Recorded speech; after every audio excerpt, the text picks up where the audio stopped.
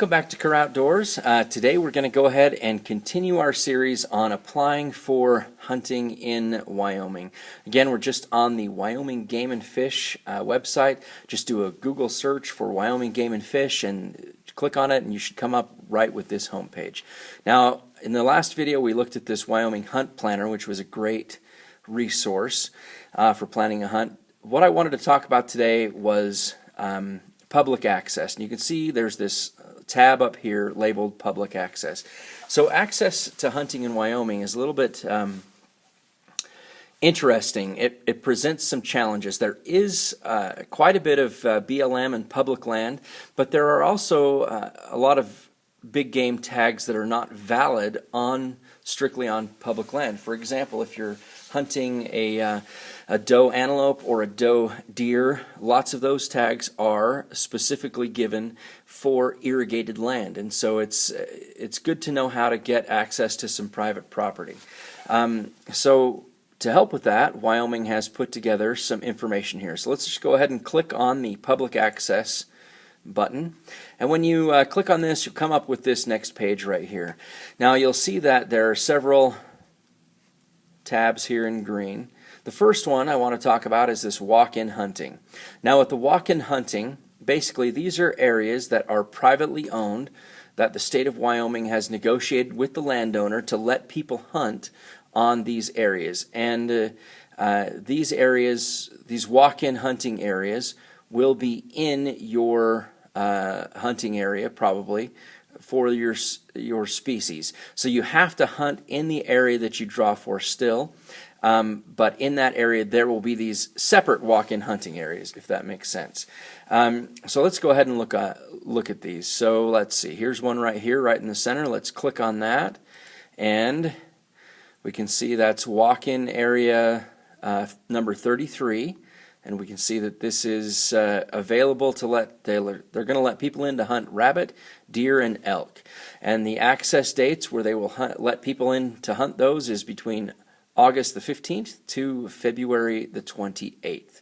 Now, this doesn't mean that if you have a deer tag for a different day that you can go on August 15th. It means that during the access dates, if you have a tag for a specific time, during the specific time listed on your tag, if that time falls within the access date, then you can go into this walk-in area. And these are actually very well posted, and you can see from this map they're all across the state. Now they didn't put these by hunting areas on this map, they did it by county, which was kind of interesting. So I would recommend printing out a hunting area map as you look at this website.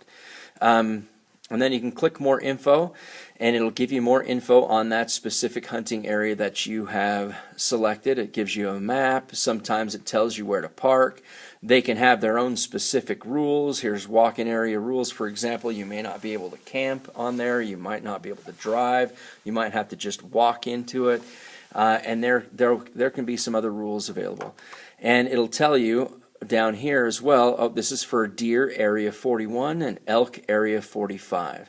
And so if you were to draw, let's say, a doe deer tag for this area, then for area 41, that would be on private property. As long as this was private irrigated land in this walk-in area, then you could go in and hunt this area, even though it was private property. So this is just the walk-in areas are things that the state of Wyoming has done to help to make it so that you can have access to some areas that you wouldn't normally have access to.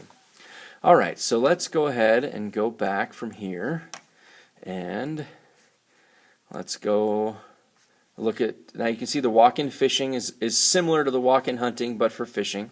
The hunter management areas, it says parcels of land where Wyoming Game and Fish Department facilitates management of hunters for access to hunt, including the National Elk Refuge.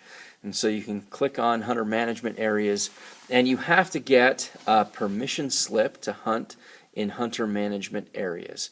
And it says they start issuing them 2018 to 2019 permission slips will be issued starting July 9th, 2018 at 8 a.m. And so they'll usually issue these a little bit later after you've applied for these licenses. Okay, so and then it will go through all the information about how you can apply for access here. And honestly, I have never hunted in a hunter management area in Wyoming. So you can look at this and figure that out. But I haven't found that I have needed to yet. Maybe in the future I will.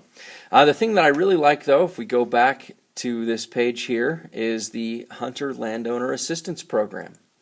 And you come to this page here, and it'll make you answer a question. Let's see, 3 plus 6 would be 9.